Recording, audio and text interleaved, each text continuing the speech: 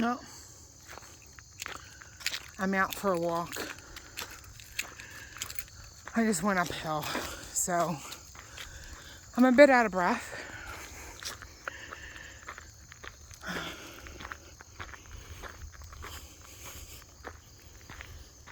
But this is absolutely flipping gorgeous up here. This is where my son rides. It's about 20 minutes north of my house. There's the ridge that people climb. It's called the Schwangunk Ridge. I absolutely love where I live.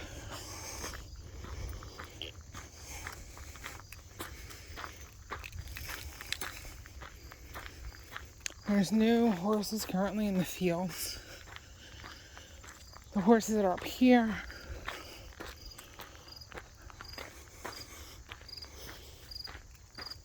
are retired racing horses. Oh, there's a deer. I don't know if you can see it. There's the Canadian geese coming. Winter is here, or coming rather. These leaves, probably in a week or two, will all be different colors. This is the disgusting trash pile. Not my property. Not my problem. I'm trying to get some steps in. You know, for the longest time, I used to work from home. And every day at lunch, I would walk. And every day I would clock out at 3 o'clock. And I would walk. And then later in the night, I used to do some kind of like stretching / yoga / let me tell you, I used to make it up kind of stuff. And I felt so good. Oh, there goes the deer. I don't know if you can see them. 3 of them. Nope, make that 4.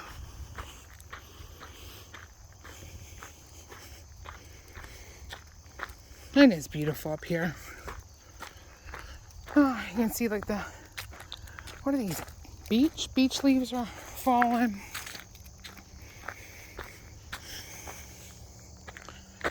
We had some bad storms come through and they had to do these divots so the road wouldn't wash out.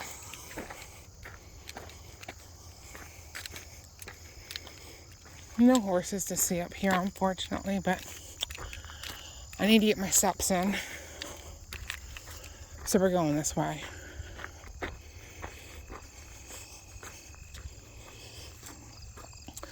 So I didn't think too much about my side hustle today.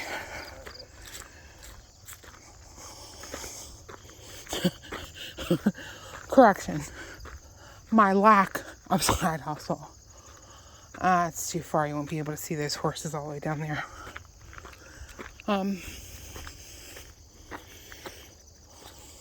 You see this? This is milkweed, right? And I have a funny story about this. I grew up in Philadelphia and we used to have 4-H. Oh my goodness, I love 4-H. And we would do crafts with nature stuff. And I remember we made an ornament with that. And I love the ornament. My mom, my grandmom, somebody threw it out. I'm sure it's the ugliest thing ever. But in my mind, it was absolutely beautiful. Oh, so let's get back to the point at hand. No side hustle. Nothing. So, I'm trying to think of a story to tell you.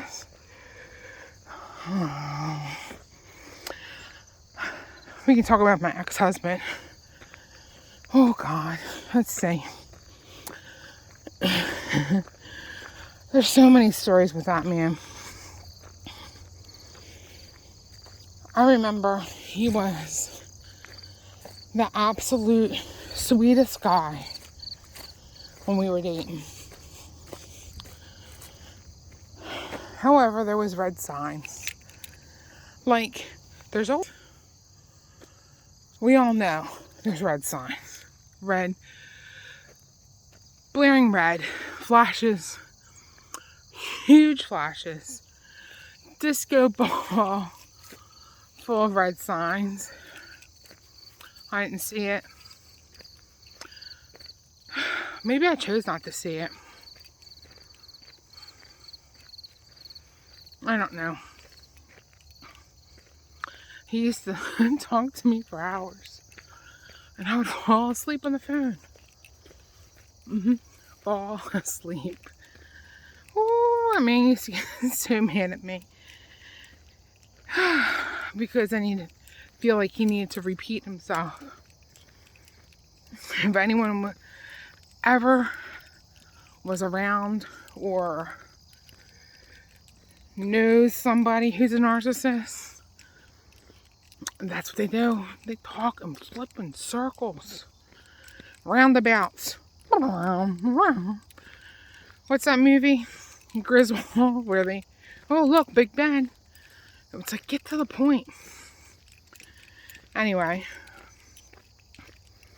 he helped me pay my bills. And then we planned this beautiful wedding. He helped in the beginning, he really did. My daughter picked out like the bridesmaid dressings. It was her and my best friend. And we had our wedding. I picked out the venue. I did everything. Embarrassed to say, I financed it. My mom helped a lot. Actually, my mom ended up financing it. That's another story in itself. So we had the wedding. Everything was great. I was never so happy in all my life. We had our, I don't know, honeymoon, whatever, at the resort thing that night. Beautiful. The next day,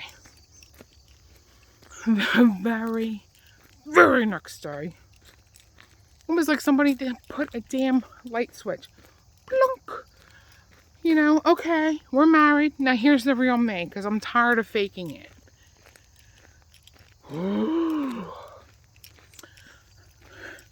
The very next day, yeah, I forgot shoes. I only had my wedding shoes. I don't know if someone took my shoes I wore up there, or I don't know. But anyway, the only thing I had were my wedding shoes. And I had to put them on the next day. Now, ask me where the hell we went. Walmart. For who? For what? Beans. Yes. Beans for his mother. And that was the beginning. That was the beginning.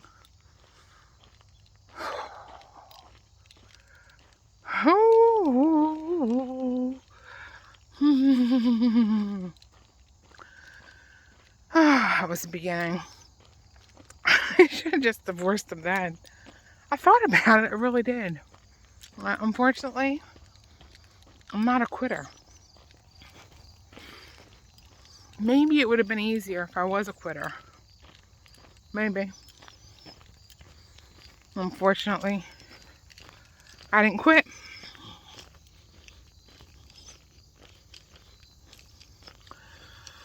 We came home for a week.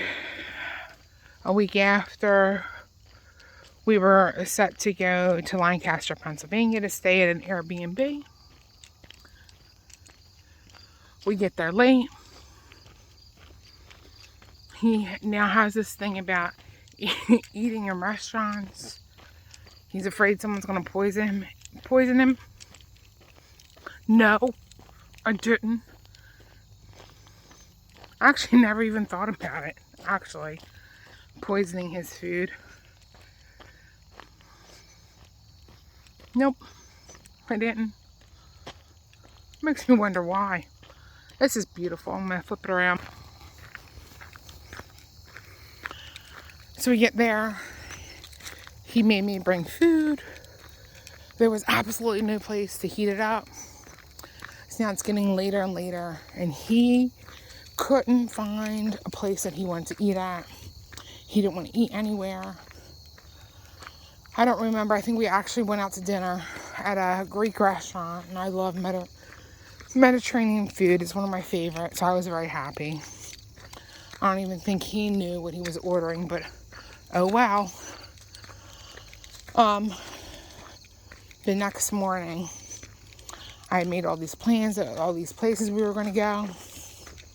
This man, this person, he starts talking politics to the inn owner, and we don't leave this place until 1 o'clock in the afternoon.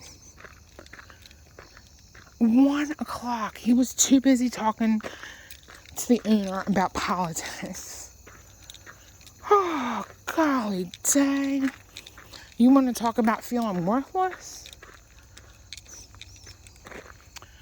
I felt totally worthless. Yep. That man would use all kinds of scriptures in the Bible about he was the authority and oh dear Lord Jesus, let me tell you something.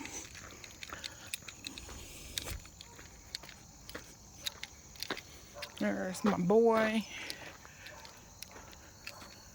getting ready. I don't know if you can see them over there. They're turkey vultures.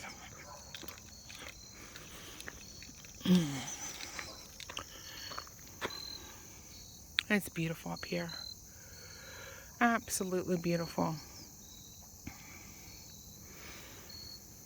But that's when it was all about him and nothing about me. Absolutely nothing about me. And you know, it is what it is, right? You can't force someone to love you. Absolutely not.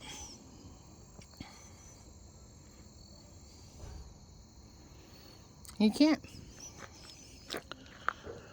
I'm trying to think of more stories to tell. Alright, so I was getting close to the parents and I'm already the weirdo out of the group. I don't want to be the bigger weirdo.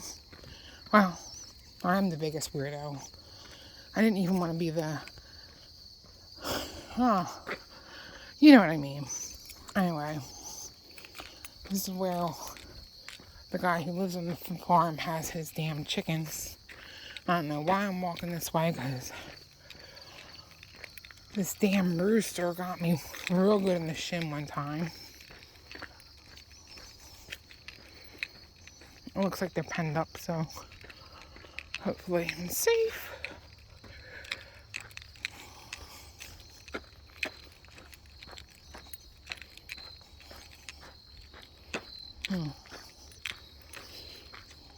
So I did think of a funny story about him. You know, when we moved up here, right, to the Hudson Valley, we knew nothing. We knew nothing about septic, burning wood, absolutely nothing.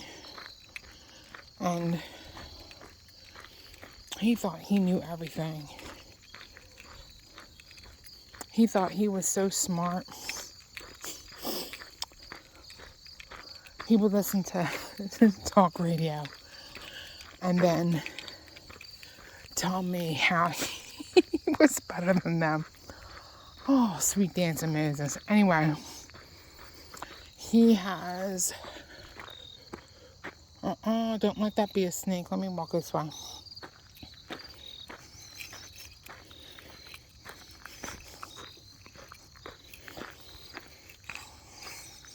So, I hope they like paying for gas. That's for damn sure. Oh, yeah. Did you see that bumper sticker back there? That's what I'm talking about. Anywho, we had a shed. We still have the shed. I have the shed. It's my house. Let me stop saying we. I have the shed, and we stacked wood right next to it. He just decides that he is going to burn the gas, right? To get rid of it. Why? I don't know. I couldn't tell you how this man thought. Not at all. Oh, look at all this milkweed. Makes me think of that ornament that is no more. I think there was like a little Santa Claus that was put in here, a little hole here. I used to hang off the tree like that. I don't know. Look how pretty. So, later that night, we're downstairs. We have a split level. Banging on the front door. Now, I live pretty rural, so banging on the front door, that's a Philadelphia thing. So I jumped and I ran upstairs.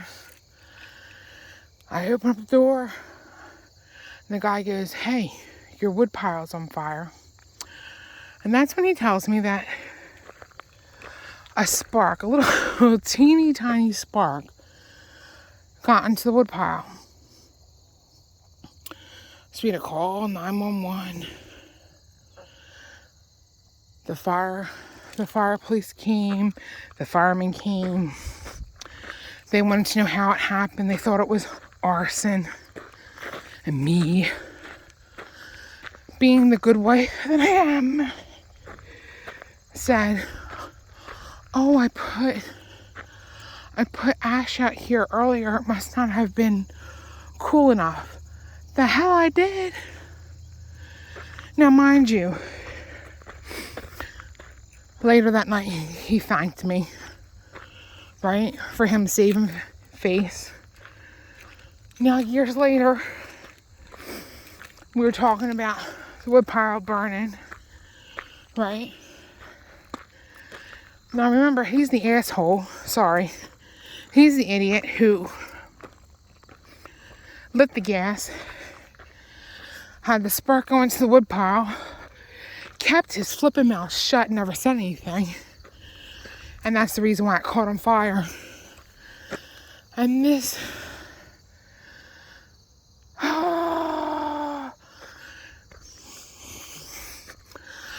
Just so you know what's going on when I do that, there's a bunch of curses coming in my head, trying not to let them come out of my mouth, okay?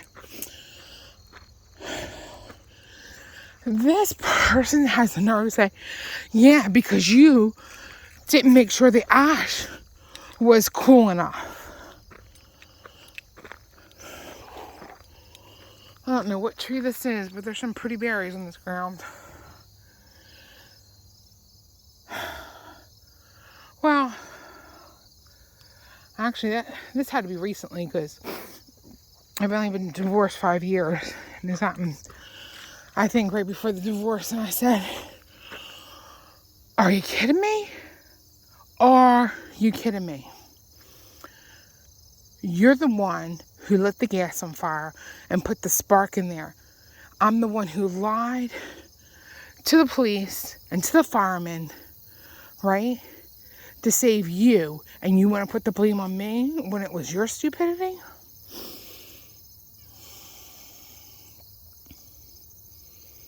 Yep. Never again. Never, ever, ever again. We almost lost the house. We had 2-3 acres of wood stacked 4 feet high, totally on fire. But then again, you know, it was my money, so what the hell, right? Oh, yeah. You can't make it up. You just can't. But that should give you some insight. Oh, that, and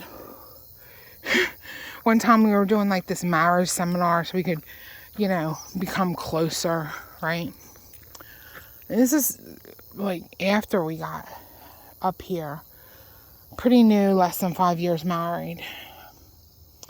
And this man, on one of the nights that we were supposed to go to the seminar, this man told me that the lawn, mowing the lawn was more important than me.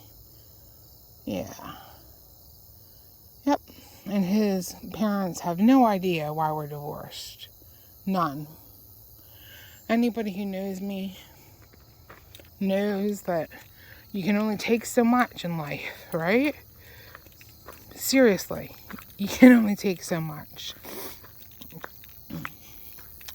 I don't know how, you know, your marriage is doing. I always thought I would have one of those marriages where you're married like a billion years. But even with those people, I'm really realizing that it's not perfect. It's really not perfect. So I don't know. Honest to God, I don't know if I'll ever date or get married again. Who knows? Whatever's in store is in store. I'm certainly not going online and not looking. Oh, hell no. Nope, it can't happen. Oh. Because I only attract crazy. And I haven't figured out why yet. And there's obviously something with me that's flawed. This keeps happening. So until I can fix myself, I'm going to be by myself. Because I'm better alone. At this point, I've lost so much. I could be a lot further ahead if I didn't choose these people. But again, I wouldn't be the person I am today if I didn't. So I don't know what the right answer is. Don't know. I don't know. Have you ever had a stream of bad relationships? I was watching a TikTok the other night and said there's 4-month relationships and I forget the other number. And the reason why relationships last, the 4-month relationships last longer, is because people get comfortable. I'm getting tired of being comfortable. I really am. So, I'm going to be by myself. Call it a day. Plan on going to that Grand Canyon in February. I think I might wing it. Totally wing it. Sometimes that's the best vacation. And sometimes that's the worst. Oh yeah, that's the worst. But that I don't mind rolling the dice. I can make the best out of any situation most of the time.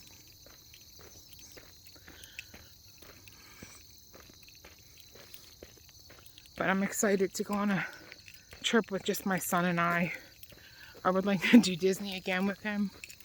However, the cost of that is astronomical and I don't think I can do it financially.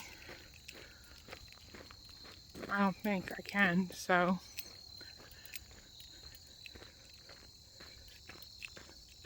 what can you do, right?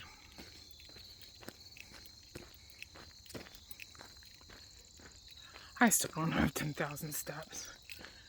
Alright, remember you're enough, that you're loved, And I'll talk to you another time. Have a good night.